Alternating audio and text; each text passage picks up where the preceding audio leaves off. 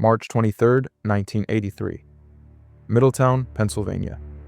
A startup engineer named Richard Parks signs a document 56 pages long. It is not a report, it is a sworn affidavit, and it is about a crane. Then, before the end of that day, his company suspends him, indefinitely. But he was not suspended for being wrong. 3 years later, the United States Nuclear Regulatory Commission fined the company that ran 3 Mile Island $64,000. And the violation was not the crane. It was what they did to the man who asked about it.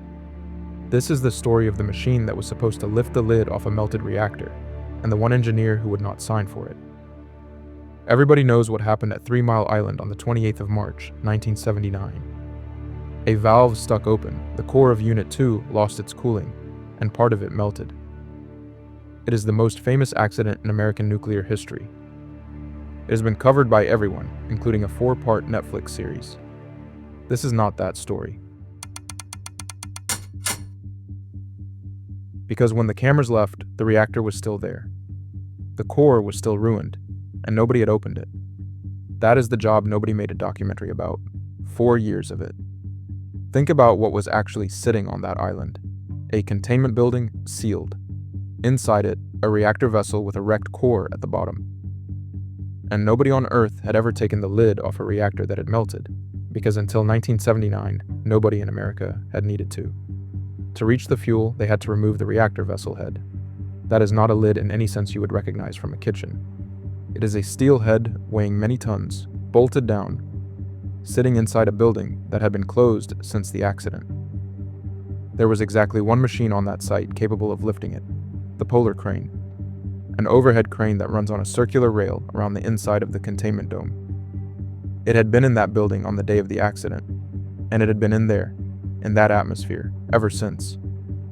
Before it lifted anything, it had to be refurbished, inspected, tested, and certified. Here is the number that tells you what kind of job this was. The polar crane was designed to lift 500 tons. After the accident, after the refurbishment, after all of the engineering, it was requalified to 170. The machine they were going to use to open a melted reactor was cleared for roughly a third of what it was built to carry. Now, in fairness, 170 tons was enough. The head did not weigh 500. That number on its own is not a scandal. But it tells you the condition of the thing, and it tells you how much work it took to get it back. And it is the work that this story is about. Richard Parks was a senior startup engineer assigned to the site operations group. He did not work for the utility. He worked for Bechtel, the contractor. The license for the plant and the legal responsibility for what happened on it sat with a different company, GPU Nuclear. Hold on to that split, because in about 10 minutes, it decides who gets fined. His job, broadly, was startup, making sure a system that had been built or rebuilt was genuinely ready to be handed over and operated. Procedures written, tests run, documentation complete, and then somebody signs their name. In the spring of 1983, the thing waiting to be signed for was the polar crane. Parks would not sign it. What he objected to was not a feeling. He objected to approving the load test procedure and to putting the crane into service before its modifications and its testing were complete.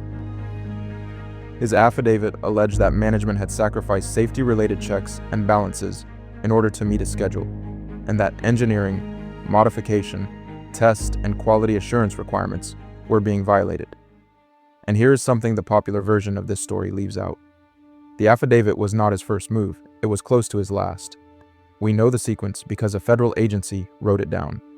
On the 13th of February, 1983, Parks reported his safety concerns to his own management, internally, the way you are supposed to.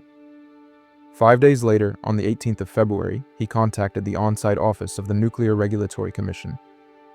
His complaint at that point was not about the crane, it was that his management was threatening to have him transferred. He contacted them again on the 10th of March, and this time, the complaint was that GPU Nuclear Management was trying to implicate him in a conflict of interest charge because he had reported safety concerns. Read that again. While he was raising questions about the crane, somebody was building a case against him. The affidavit came after all of that, on the 23rd of March. So the story is not a man who went straight to a lawyer. It is a man who tried the internal route, then the regulator, twice, watched an accusation start forming around him, and only then swore out 56 pages, sacrificed to a schedule. That is the entire allegation, and I want you to sit with how ordinary it is. There is no villain in this story. Nobody is cackling. There is a cleanup 4 years behind, costing an enormous amount of money, in front of a country that had stopped believing anything the nuclear industry said, and a lot of people who very badly needed to be able to announce that the reactor head had come off. That is how this kind of thing actually happens. Not malice. A calendar. And at this point, nobody in that building knows that 3 years from now, a federal agency is going to write down what happened to Richard Parks and put a dollar figure on it. You might be thinking, all right, but surely a regulator exists for exactly this. Surely somebody's entire job is to stand between a schedule and a reactor. And you would be right, one does. The Nuclear Regulatory Commission. So let me tell you what the regulator actually did. Because this is the part that almost nobody says out loud, in either direction. It worked. Not quickly, not cleanly, but it worked. After the allegations, the NRC restricted the crane. While its review was open, the Polar Crane, the one machine on the island capable of lifting the reactor head, was limited to lifts of 5 tons or less. 5 tons, on a machine designed for 500. That is not a symbolic gesture, that is a regulator reaching into a 4-year-old cleanup and switching off the single most important piece of equipment on the site. One engineer said no in writing and the crane stopped. Now, here is where the popular version of this story and the actual paperwork start to disagree. And the paperwork is more interesting. The NRC's Office of Investigations report was dated the 1st of September, 1983. 6 months, from the affidavit in March to an investigations report in September, with the crane sitting at a 5-ton limit and a reactor head that still had not moved. Then, on the 18th of November, 1983, the NRC issued its safety evaluation on the Polar Crane load test, and it concluded that the crane had been satisfactorily refurbished, that the load test and its procedures were acceptable, that there was no unreviewed safety question. Read that again, because it cuts hard against the story you are expecting. The regulator did not find a death trap. It reviewed the crane and it approved it. The load test was completed on the 29th of February, 1984. On the evening of the 24th of July, 1984, the reactor vessel head was lifted, and it was seated on its storage stand shortly after midnight. It went fine, nothing fell, nobody was hurt, and the single most dangerous lift of the entire cleanup was over in a night. And this is exactly where most tellings of this story go wrong, in both directions. One version says a lone engineer single-handedly prevented a catastrophe that would have taken out the East Coast. The official record does not support that, and I am not going to pretend to you that it does. The other version says he was making a fuss about nothing because look, the lift worked, didn't it? Both of those are wrong, and the reason they are wrong is sitting in 2 documents dated 1986. 2 years after the reactor head came off safely, the Nuclear Regulatory Commission fined GPU Nuclear. Twice. On the 12th of August, 1986, it proposed a civil penalty of $64,000. The violation was categorized at severity level 2. The finding was discrimination against Richard Parks for engaging in protected activities. And the notice lists exactly what was done to him. 4 things numbered in the document. 1. Removed as alternate startup and test supervisor. 2. Subjected to improper and intimidating interrogation. 3. Removed as the primary site operations department representative for the test working group. 4. Ultimately placed on leave of absence. That is not my summary. That is the United States government's own list in its own order, in a notice of violation. And there is one more line in that document worth sitting with. The NRC's Office of Investigations did not conduct 1 investigation at 3 Mile Island. It conducted 9. Into allegations dealing with, and I am quoting, management integrity.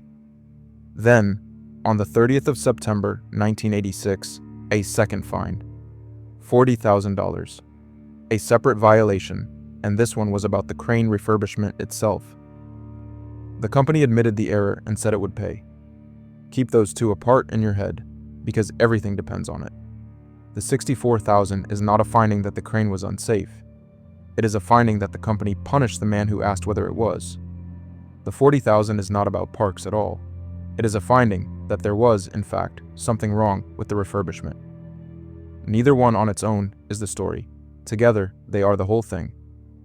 An engineer said the crane work was not being done properly, and he was pushed out for saying it. 3 years later, the regulator fined the licensee for a crane refurbishment violation, and fined them again for what they did to him. He was right about the paperwork, and he was gone long before anybody official said so. There is one more thread here, and I can only take it so far. Parks filed a complaint with the Department of Labor under the Energy Reorganization Act. Case number 83 ERA 8. The Department of Labor investigated. Its investigation is where those 4 acts of discrimination were described, and the NRC's own notice says so and cites the case number. What I cannot tell you is how it ended. One account says the Department of Labor ordered him reinstated in May of 1983. Another says he dropped the charge as part of a settlement with Bechtel. I could not reconcile those two from the documents, so I'm telling you that, instead of picking whichever one sounds better. What is documented is this: he filed. The Labor Department wrote down what had been done to him, and 3 years later, the nuclear regulator fined a company $64,000 for doing it. The man was vindicated in the summer of 1986, in a document almost nobody will ever read, about a job he no longer had, at a plant where the work had already been finished without him. Unit 2 never ran again. They kept going after the head came off. The defueling took years. By 1993, about 99% of the fuel and the damaged core material had been removed, and the unit went into something called post-defueling monitored storage, which is a very long way of saying sealed up, watched, and left. The license for Unit 2 has since been transferred to a company called TMI2 Solutions, a subsidiary of Energy Solutions, to finish taking it apart. But that is Unit 2. The island had another reactor. Unit 1 sat right next to it. It was not damaged in 1979. It kept generating power for another 40 years, and it shut down in 2019 for ordinary economic reasons. Nobody expected it to come back. In September of 2024, Constellation Energy announced that it would restart it. The customer is Microsoft. It is a 20-year power purchase agreement, and the electricity is going to data centers. Artificial intelligence needs an enormous amount of power, and a reactor that already exists is the fastest way to get it. Constellation is putting around $1.6 billion into refurbishing the unit. At announcement, the target was 2028. It has since moved forward to 2027, and they renamed it. 3 Mile Island Unit 1 is now the Christopher M. Crane Clean Energy Center, Arisha. I want to be completely clear about this because the coincidence is almost unbearable, and I'm not going to let you believe something false. It is named after Chris Crane, the late chief executive of Exelon, Constellation's former parent company. It is a person's surname. It has nothing to do with the polar crane. But that is the name on the building now, on an island where the last great argument was about a crane, a refurbishment, and a deadline. Because look at the shape of what is happening there again. A large piece of nuclear equipment that has been sitting idle. A refurbishment, a very large amount of money, and a schedule driven this time not by a country that wants closure, but by a technology industry that wants electricity as fast as it can possibly get it. I am not telling you that anything is wrong at 3 Mile Island. There is no allegation here, and I have no evidence of one. I am telling you that the conditions Richard Parks described in 1983 were not exotic. Refurbishment, deadline, paperwork, pressure. That is just what large industrial projects are made of. And the only reason we know his name is that on one occasion, somebody refused to sign. So what is this actually a story about? It is not about a hero stopping a meltdown. That did not happen, and the record says so plainly. It is about the distance between being right and being protected. Richard Parks raised a documented objection through the correct channels, and the system responded. It restricted the crane to 5 tons. It investigated, it reviewed. It eventually fined the licensee twice, and one of those fines was specifically about how he had been treated. Every part of that is the system working. And it took 3 years, and it cost him his job first. And by the time the finding arrived, the reactor head had been sitting on its storage stand for 2 years. That is the racket. Not that the safeguards fail, because mostly they do not. It is that the safeguards run on a clock that nobody ever sets to match the clock the human being is living on. The crane turned out to be fine. The paperwork did not. And the man who noticed the difference paid for it in 1983 and got his letter in 1986. So if you have ever wondered why people stay quiet when they see something wrong at work, there is your answer. It is filed under severe